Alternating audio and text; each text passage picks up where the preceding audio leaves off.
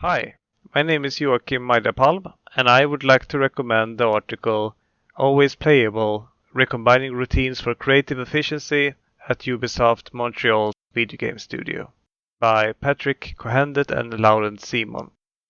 This article was published in the Organization Science Journal, which is a peer-reviewed journal in the management sciences.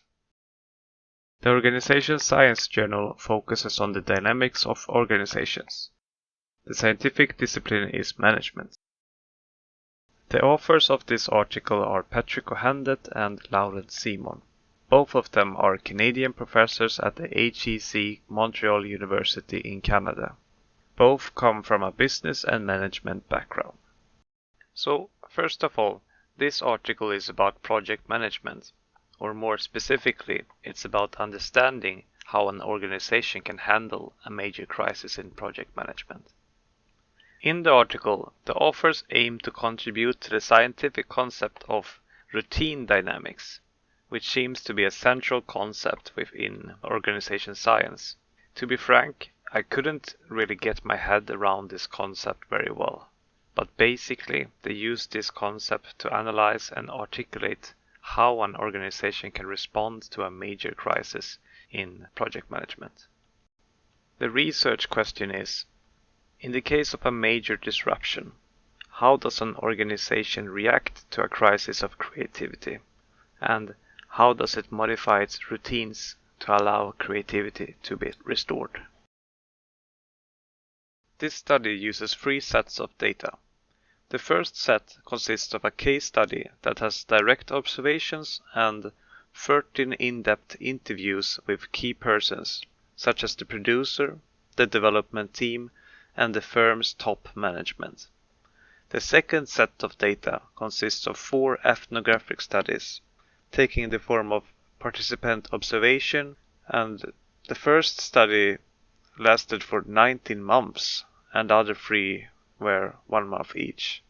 Thus, the authors have acquired roughly 2 years of ethnographic experience.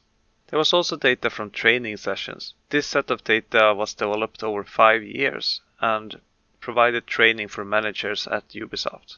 The sessions was held by one of the authors of this article and discussed creativity and innovation management. This meant that there was a long relationship between the researchers and the company. In this article, the authors performs an empiric study at Ubisoft Montreal's video game development studio. The study begins right after Ubisoft had cancelled a major game project due to a crisis of creativity. This cancellation was due to the game had become too unoriginal, which was a consequence of the stage gate development process. So the interesting part of this article is the description of the problems with the stage gate process and the solution to change the routines fundamentally and aim for an always playable prototype. The article also contains the researcher's description of one of the largest video game development studios in the world. When it comes to the limitations of the article, it's overall a very strong qualitative study, and the authors have specifically detailed every step of their method, such as when and how they collected the data, how they analyzed and triangulated the data, and so forth. The authors also have got several years of experience of working with the company. And the authors are also good at pointing out their own shortcomings. For example, they write that they didn't interview any bystanding employee that was not part of the Always Playable project. So, if there is any limitation that I could think of, that would be that the authors are perhaps a bit too close to the company that they research. I believe that it might bias the authors toward mentioning the good parts and leaving out the bad parts with the Always Playable project. I recommend this article to anyone who wants to learn more about the Always Playable project and also to anyone who wants to get an inside glimpse of the game development at one of the largest video game companies in the world.